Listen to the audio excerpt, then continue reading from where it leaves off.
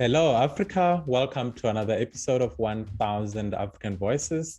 And today we're joined by Palranda, all the way from Gaborone, Botswana. Hi, Pal. Hi, how are you? Doing really well. How are you doing? How was your day? I'm good. I'm fantastic. Like I mentioned earlier before we actually got online, that I had quite a hectic day, unexpected challenges, but I never let those ruin my mood. So I'm super. I'm 100% actually. All right, now I'm glad that even despite the challenging day that you had, I'm quite happy that you've been able to make time for our listeners and viewers. So Palranda from Botswana, maybe let's start from the beginning. So preparing for this show, I obviously got to know a bit about the work that you do, who you are, but I think it will be good just for us to start there.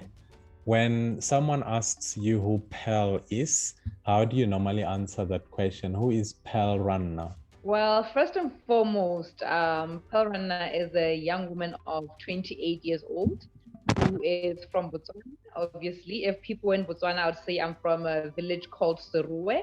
I'm a mother of a beautiful 6-year-old daughter, and I'm an agricultural enthusiast. I say this because I wear so many different hats in the agricultural space. I'm a farmer, I am an agricultural policy analyst, I'm an agribusiness expert, I'm an agricultural advocate, I do everything that actually has to do with agriculture. I live, breathe, eat agriculture. But apart from that, I am a black belt. I actually retired from a professional karate at the age of 19 to pursue my dreams in karate, in farming, sorry. So I would say I'm a multifaceted person because I get bored easily. So you find that I do a whole lot of things. Apart from the whole face of agriculture, there are other entrepreneurial endeavors that I'm actually doing on the sides. But I guess you'll get to know more during the conversation as well. All right, so I was very prepared to have a conversation on agriculture, but now you've Okay. brought the black belt thing, so I have to address that. Black belt at 19, that is quite a big deal. How does one become a black belt first, and how do you get to that at the age of 19? Why did you decide to pursue that of all things? Okay. So growing up, I would say I think that is what led me to go into farming, by the way. I'm a hands-on person, so I love to work with my hands. I love being physical. So when I was young, I did a lot of sports which were physical, like I'm saying. Some children would probably want to do chess or want to do tennis or swimming and all those things. I did your rugby, I did your softball, I did your judo, and when I got to karate, I was like, this is amazing. I started karate at the age of 10. And because there were not a lot of women in karate and it was perceived to be a male sport, I loved it. I think I love things that are perceived not to be for girls, just to the challenge and, the changing the narrative around it is something that excites me. And doing things that are different is one thing that I really love. That's why I ended up in the male dominated industry. Um, Doing karate was amazing. I had supportive parents, which were always there at every single tournament. And the support, I moved from white belt to yellow belt to orange belt, green, blue, purple, brown, then black belt. I got my black belt, I think I was 17. But because of a knee injury, I used to do a lot of international tournaments, which meant I had to study. I had to train extremely hard, like 3 to 5 times a day. I had problems with this. It's like a synovial fluid in my bones and everything. So I got injured while I was about to get in the ring. I was actually about to fight a South African athlete, but that didn't happen. So that permanent injury, I ended up wondering what am I going to do with myself. So that's when I ended up getting into farming, which was introduced to me by my mother. So I love the fact that I could get hands-on with animals and livestock and everything. So that's where I found my passion. Really fascinating. There's a lot to unpack. Again, I want to deliberately Yeah. defer the farming. So you went into becoming a black belt, which just on its own, that feat is quite amazing. And then as you were doing that, you managed to then start pursuing your education. Can we maybe touch a bit on that? Thereafter, we can then go into first how you got into farming. You've spoken about your mother introducing or having introduced you to that. But can we just touch on the education aspects first? Then we'll go into Pearl, the farmer. I think from a very young age, I've always had an entrepreneurial spirit. I think this started in primary school. I didn't love toys, but my parents used to love getting me toys. So I used to sell toys in primary school to my classmates, just to make a little bit of money. And, I think it kind of helped me with the whole financial literacy. You know how a lot of kids have money, your piggy bank, and you have like money inside, and seeing it grow with from just nothing. I was literally always trying to see what I can sell or what I can do. And because I loved business in high school, most of my subjects were business. I studied economics, I studied accounting. That's why I went to a business school when I finished high school. I got my degree in business enterprise. And while I was studying at tertiary, I was also selling maguinya, which in South African language is fat cooks, but with the mince in the middle. So I would sell to my friends. I really love entrepreneurship, by the way. So in high school, my mom took me to the farm where she was farming pigs commercially. And pigs have a very high return on investment in a shorter period of time. So I'd be always doing the record keeping, calculating how many pigs they are, how many piglets they are, how many she's selling every week, how much money she's making. And I'm like, wow, this is actually good money. Like every week you're making so much. And she literally started with 7 pigs, and in like 2 years she had over 250 pigs. And I'm like, this is quite inspiring. This is something. I think I got moved by the growth. Hence I studied business entrepreneurship, and I am a solution-oriented person. I would look at a problem and I would find a solution on the spot, which is how to generate money out of that actual problem. And while I was studying entrepreneurship, I realized that entrepreneurship is within me. I did not learn how to be an entrepreneur. I was actually born an entrepreneur. That's what I would love to believe, because of the certain characteristics that I have as an individual, whether it's the soft skills or the hard skills. And I guess being a young farmer in tertiary was something that moved me a lot, because in Botswana, when you go to school, you get your monthly allowance from the government. And that monthly allowance, I used to use it to go to auctions and buy livestock at a lower price. So to me, it was sort of like an investment and a learning curve. But I think as I grew up, the challenges I experienced as a farmer led me to be an agricultural advocate for young farmers. Access to finance, access to marketing, access to certain inequalities you're experiencing as a woman as well. Hence, I ended up going to do my master's in England for agriculture and development. That's when I fell in love with agricultural policy analysis, trying to find out how can I use my skills and my profession to actually advocate for certain policies that are favorable for farmers in Botswana, for farmers around Africa, especially smallholder farmers, which is the demographic that I represent. In most of the African states, it's quite difficult once you leave high school to go to university. Most people cannot afford that. So as you were talking, the one thing that caught my attention is you saying that in Botswana, when you go to tertiary institutions, the government gives you some type of an allowance. I think most countries would love to be in that position, but unfortunately, it's just not the case. How is Botswana able to afford that? I don't know if you have any information on that, because I think it will be good for our audience to get some understanding of why Botswana is rated as not only one of the world's fastest growing economies, but in terms of the HDI index, it's right up there. I think it's categorized on the upper to middle class, which is comparable to the best in the world. How are you able to afford that for the population or the students? No, I feel one of the comparative advantages that we have in Botswana is our population, which is at about 2.2 million. So you find that a percentage of that population is tertiary students. So if I'm Pearl and I'm applying to the University of Agriculture and I get approved, I take the approval letter and go to the Department of Tertiary Education Finance. So it pays for my tuition, so long as I do not fail my subject. And every month you get a monthly allowance, you get a book allowance. If you're boarding and staying in school, it sorts out accommodation.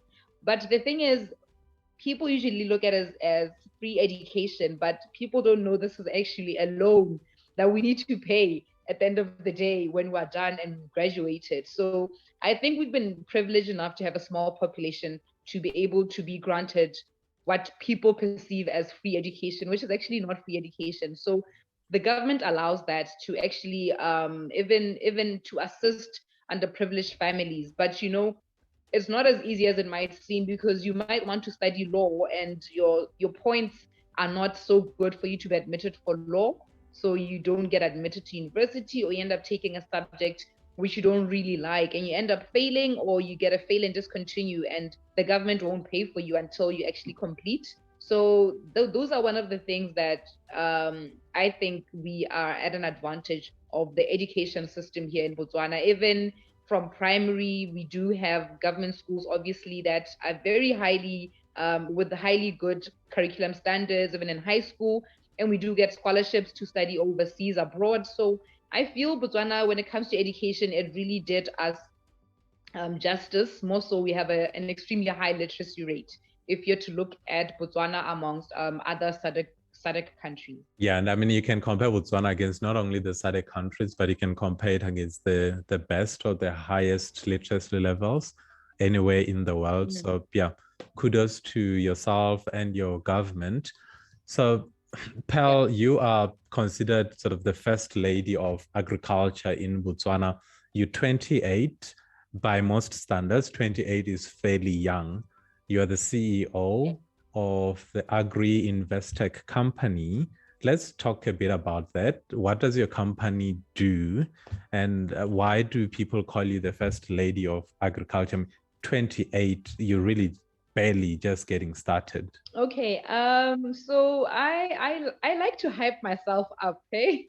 I like to boost myself.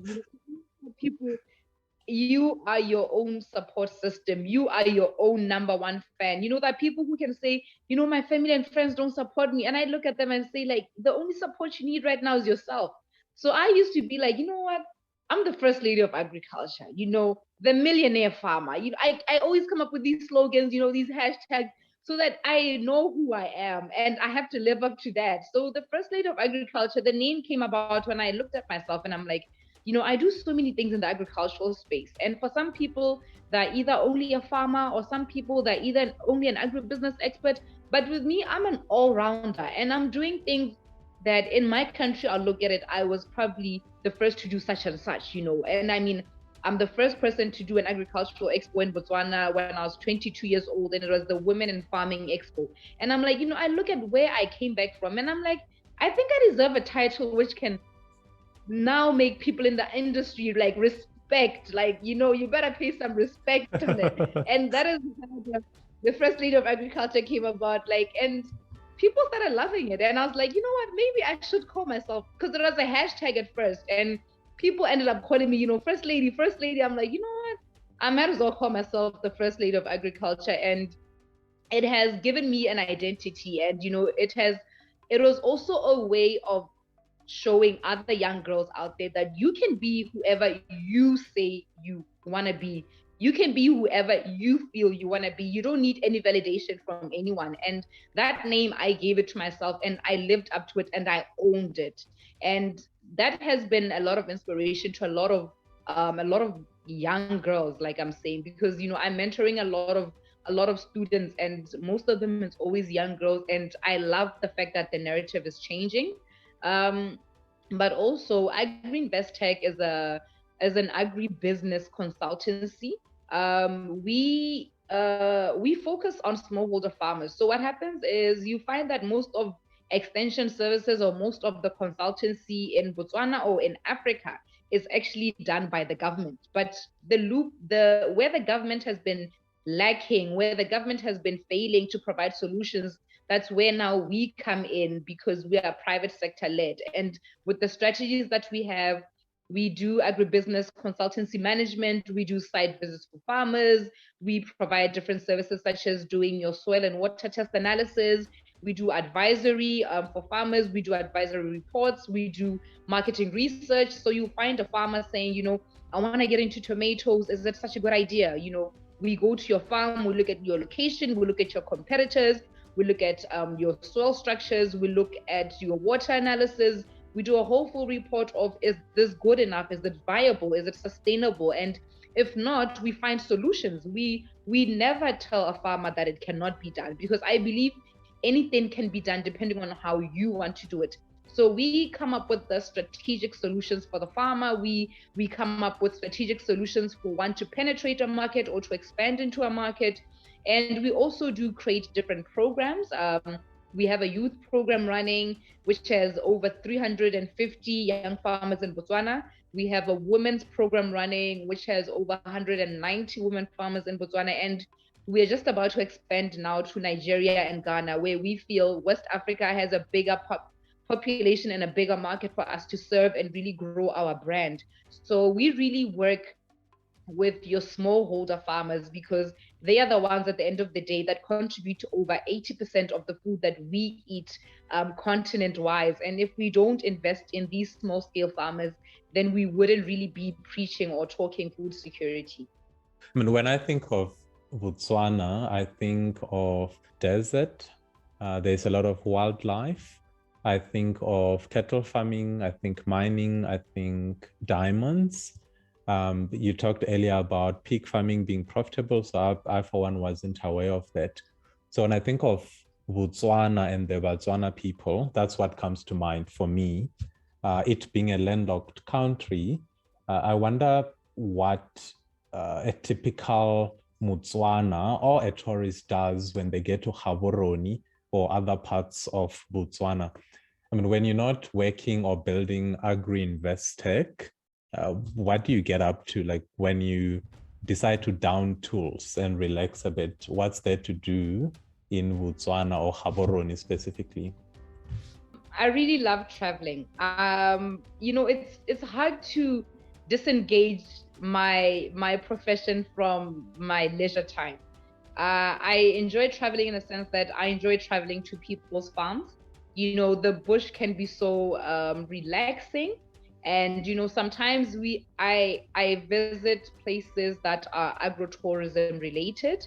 It is just quite unfortunate in Botswana we don't have much to do.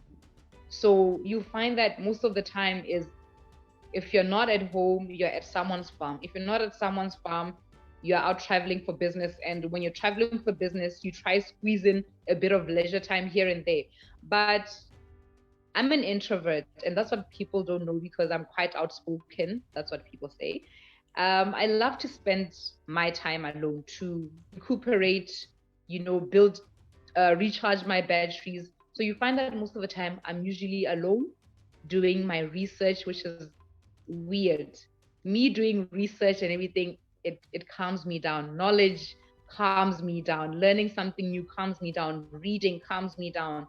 And spending time, obviously, with my daughter and my family is one of the things that I value so much, because I really love catching up with people that are close to me. And I really have that time, because they always feel like I'm always busy. And if I miss a call, I'll return it late at night and everything like that. But I'm not one person who's always out there going out and traveling a lot to go to like the tourism place to go see wildlife, because I used to do that a lot when I was a child. But my spare time, I really invest in my time. I need time to think. I'm an overthinker and I think a lot. I need time alone, time to listen to myself and listen to my vision and listen to my dreams and just develop my inner peace. That is very important to me. So I wouldn't say I'm a much of an outgoing, going out person, but yeah. Okay. There isn't much. There's not much to do in this country. That's why you find a lot of Botswana always traveling to South Africa on a weekend. Everyone is always going out to Mafikeng or Johannesburg or Cape Town or Durban. So yeah. All right. I'm yet to make my way there. And the reason I have it, I'm only think 3.5 hours away, but I always think, don't feel like wildlife. But I really need to make my way to Gaborone because I'm sure the nightlife in Gaborone must be amazing. One thing that has always fascinated me is, I think about, if I am correct, about 80% of the population, Kivatswana or Tswanas.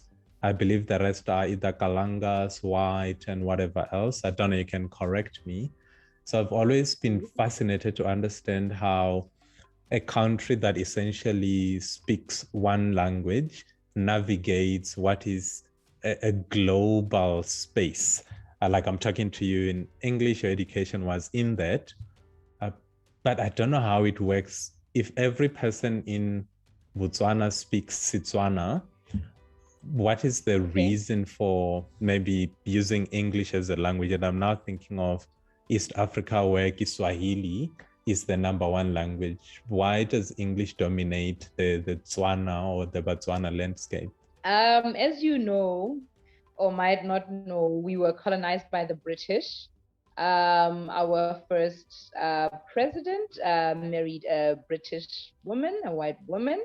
And, you know, most of the private schools here, which I went to, are British schools. So I've gone to a British school from primary to high school, you know, tertiary, to a point where every time I have to fill in a form and it says, what is your native language? I put English, and I don't know if that's wrong or right, because we were raised and we were taught by English. Like, this is just how it is. And this is one of the concerning issues where, you know, are our kids going to be speaking Setswana now? Because if you look at someone my age, my daughter speaks Setswana fluently and English fluently, but most of people my age who have kids, their children cannot speak Setswana. I'm fluent in both. And it is a matter of, is our culture now disappearing? It is a concern, but at the same time, we love to see a child speaking English, but then it's like, we're actually worried. And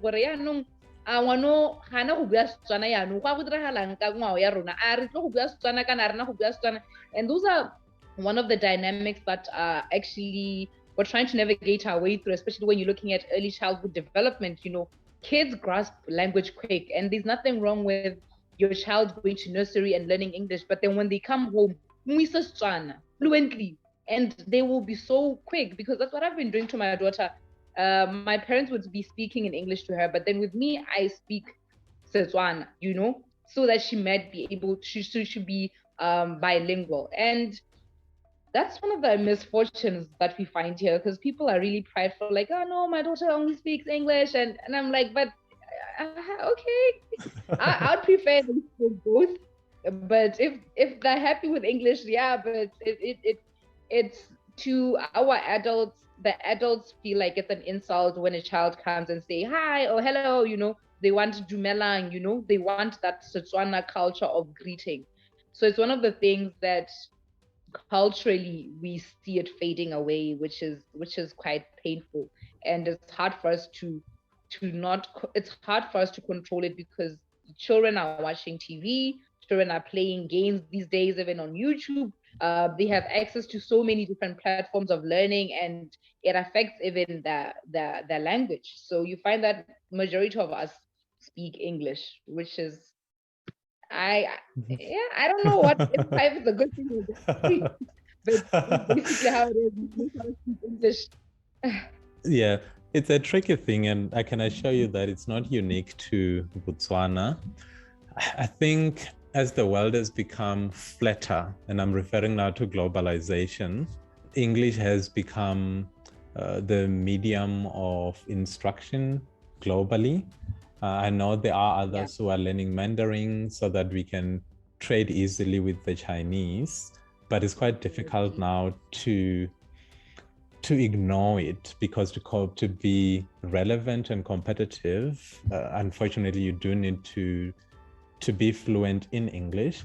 But it's quite reassuring to hear you saying, yes, that's okay, but for us to retain the culture ya Botswana, I'm going to speak to my child in the native language, because I think that's quite important for us to retain who we are or the cultures that make Africa what it is. But yeah, I do share your concerns. And I mean, I do accept that it's quite challenging to navigate this space. So yeah, I can really only wish you well there. It's really a difficult thing to navigate. Let's talk a bit about Agri-investec. How big is the company, and where do you maybe intend to go in the medium to long term?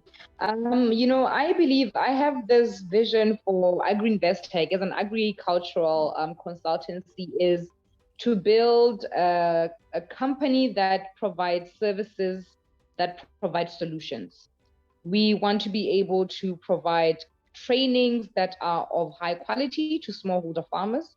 We want to be able to end up even being a financial institution that can be able to give credit to farmers for inputs, or to give insurance for farmers where they're lacking. And that is just the bigger vision of in the next 5 to 10 years. But all in all is to try and see how to tap into being that solution-oriented organization within sub-Saharan Africa, and not just in Botswana, because we've been getting a lot of partnership deals in Namibia, in Kenya, in Rwanda, in West Africa. And the aim is to actually put our footprint and leave a mark where it is necessary, and where we can be able to ensure that we alleviate poverty through agricultural productivity, and basically just be that one spot of solution for farmers in general.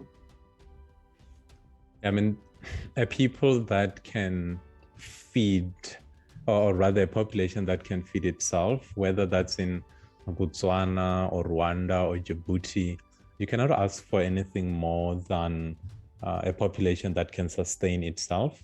It's always quite sad when you see people importing things from as basic as maize.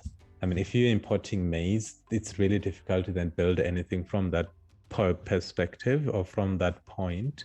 So it's quite encouraging to see people like yourself, Agri-investec, spending time doing the necessary research and providing the necessary support to the farming community in Botswana, so that Botswana can sustain itself, so that Africa can sustain itself. I think, Pal, as we are about to wrap up, I'll maybe now just hand over to you in case there are any last words that you want to leave with our audience, maybe things that we did not get an opportunity to talk about? There are people who usually want to get in farming, and they ask me, how do I start? How do I begin? Where did you begin? And all that. And, I'll just simply like to say there's no wrong or right way of starting. You can literally start small. There's a person who asked me the other day, I want to start pig farming. How many pigs should I start with? And I told them, you can literally start with one female pig. People think, in farming, you have to go big, you have to own a huge piece of land. You can start in your backyard. If you have access to water, access to electricity, set up that backyard garden, set up that backyard poultry farm, buy a small incubator and incubate your eggs inside the house. It's the little steps that get you going. And to be as far as other farmers are right now is understanding that you will fail, and learning from your failures is one of the most beautiful things that you can ever go through as a startup farmer. So that is one thing that I like to say, is to start small and embrace the failures. Without failure, you can never learn and perfect your craft. So that is basically all that I can say as a closing remark. Such a beautiful way to end. And as you were talking, I was reminded of, I don't know who the author was, but it's one of these famous authors, where someone went to the author and said, please just tell me what pen you use to write your stories. And obviously the author was quite annoyed by that. I mean, as a podcaster, people will ask, what microphone do you use?